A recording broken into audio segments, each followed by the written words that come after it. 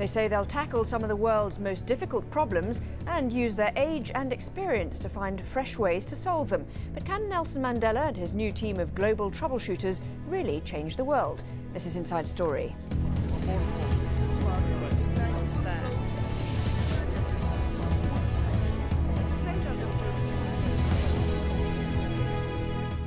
Hello, I'm Lauren Taylor. They're calling themselves the Elders, and they're hoping their collective experience will help cure some of the world's ills.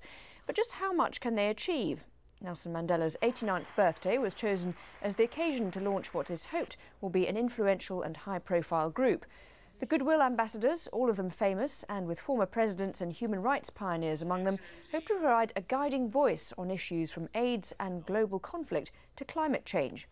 The group of 10, soon to be 12, were brought together by entrepreneur Richard Branson, who's helping to finance the initiative. Well, who exactly are the Elders? In addition to Nelson Mandela, there are currently 9 others, and 5 of them, that's half, are Nobel laureates. The Elders include Mandela's fellow South African peace activist Desmond Tutu, former UN Secretary-General Kofi Annan,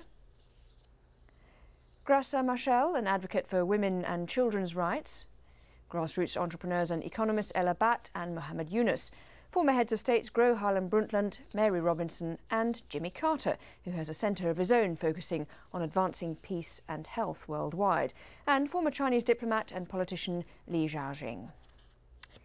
Well, speaking about the project, the former South African president said, "I know the Elders will support courage where there is fear, foster agreement where there is conflict, and inspire hope where there is despair." Mohamed Yunus echoed those goals but took a more cautious tone, saying it's very important at the very outset to be clear about what our objectives are and what is the best way for us to have the greatest impact in terms of both economic and social issues. Well, to discuss all this, we're just joined by our guests. In London, Martin Bell, an ambassador for UNICEF. He's also a former BBC war correspondent. Also in London, Abdul Wahab Al-Afandi, a senior research fellow for the study of democracy at the University of Westminster in London. And in Damascus by Mohamed Dango, South African ambassador to Syria. If I could come to you first of all, Martin Bell, is this a good idea? I wouldn't want to sprinkle cold water on anything that might make the world a less worse place than it already is. There are obviously some questions to be asked here. Some of the Elders are obviously fairly old. They all have some kind of status in their own right. I mean, Mandela is a great moral force. It's an interesting speculation whether his moral force will be greater in alliance with 11 others or just speaking out on his own.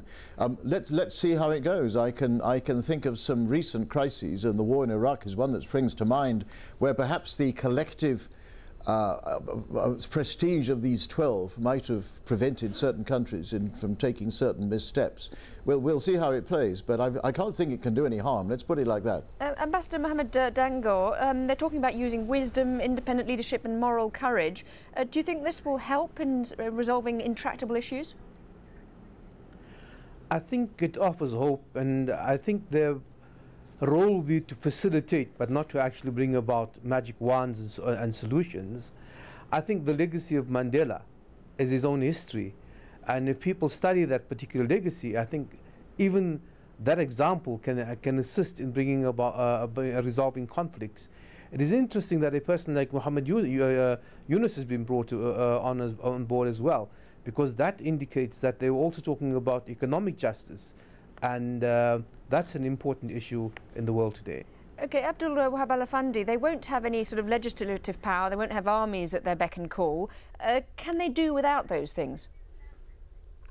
Well, this, I think, brings in the ancient dream of aligning virtue and power in the world, and they hope that by bringing moral authority they could change things. I think the question is, there has been many initiatives like this in the past. There has been the Brand Commission, there has been the Global Neighborhood Initiative. President Carter himself had set up a similar group in the early 90s, and we have also experiences even here in Britain where the former Foreign Secretary Robin Cook wanted to have an ethical foreign policy. Now the question has to be asked, why didn't all these former initiatives work? I think without answering that question, we cannot see how this new initiative is going to fail, where those other initiatives have not succeeded. Martin Bell, what do you make of that point, that other things, similar things have been tried in the past? Why would this be different? Well, actually, similar things have been tried in the past by some of the individuals on this group of elders. I mean, Jimmy Carter has been active in peace processes everywhere from El Salvador to Bosnia. What we're asking ourselves is whether collectively they can achieve more than they can individually.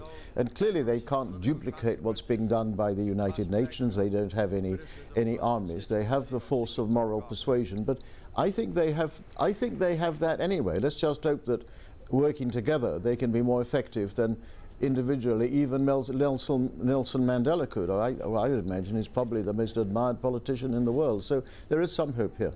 Mohamed Dango, do you think people will listen?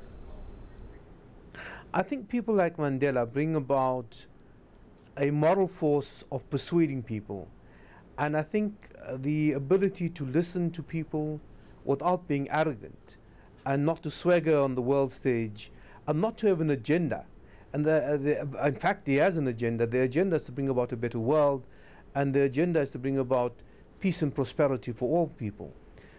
But having said that, I think Martin Bell's first issue about the issue of Iraq is very important. If people like this can actually intervene at this stage to look at how this war came about, to look at reconciliation amongst the various groups, to see if they can effect facilitating people bringing together. I mean, I don't believe that anybody other than the Iraqis can resolve their own problem. I think the group of elders can facilitate that kind of process. If I could bring you back in, Abdul Wahab Al-Afandi, this issue of people working maybe behind the scenes perhaps, because Richard Branson has apparently said that he envisages that they would probably be doing things on the quiet rather than making a big song and dance about it. Do you think that there is a role for the sort of quiet negotiations behind the scenes that could achieve progress? Well, I think the quiet negotiation itself is dependent on the implicit threat of going public. That's what these people said, that they will not go public with a moral judgment on the parties, and they will speak to them privately and try to persuade them, but the sword of condemnation will be there. Now, this is, I think, important. Let me not discount this. I think this is a very important initiative. It's something we all dream about, but we have to take into account that people since Ibn Khaldun and Machiavelli and Hobbes have said that politics and politics is a realm which is a little bit independent of morality. It's a realm of expediency. But in modern democratic politics, especially, I think Hobbes has said that international politics is still a realm like a jungle. It's a jungle where force is paramount. Now, the important thing is how are these people going to influence the people who have force, especially the United States. At the moment, the United States is the country which is waging the war in Iraq. It's the country which is waging the war in Afghanistan. It's the country which thinks that in its own policy it has already united virtue and power. Okay. So how can you then send a message to the people who have power from where you are, because these people do not have power in themselves? Martin Bell, you've experienced at first hand the jungle of politics as it was just described just now. Can experience, wisdom, all the kind of things that they're saying they're bringing to it, which are, they say or they think are above politics, really change things? Or do you think in the end the expediency that was also talked about is necessary when you're going to achieve something? Well, I suppose speaking as a former politician, which I was briefly, I found those 4 years among the most shocking of my life. I think we have to reach an understanding here that we cannot afford a future like our past, that the world is facing threats to the survival of the planet, unlike those that it has ever known before.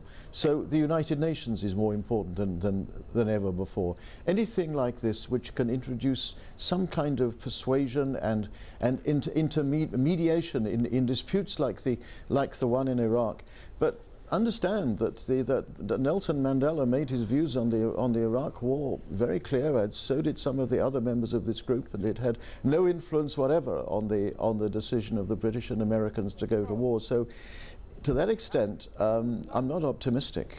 Ambassador Dango, how does it avoid just becoming a talking shop? And as Martin Bell was saying just there, some of the views that maybe might be put out there could be put out by these individuals. How will they collectively make a difference?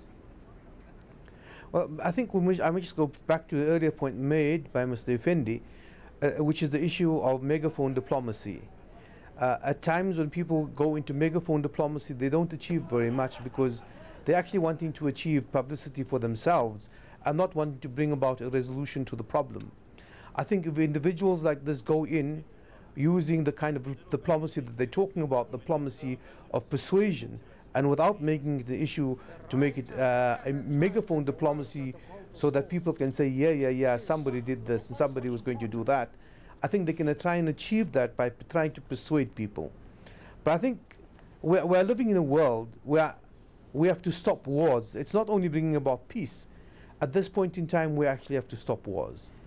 Okay. And in the region where I sit at the moment, it's actually sitting on a tinderbox. All right, gentlemen, do stay with us. We're going to take a quick break now, but when we come back, we'll be asking how could the elders build on their previous experiences to push for their new mission. Do stay with us.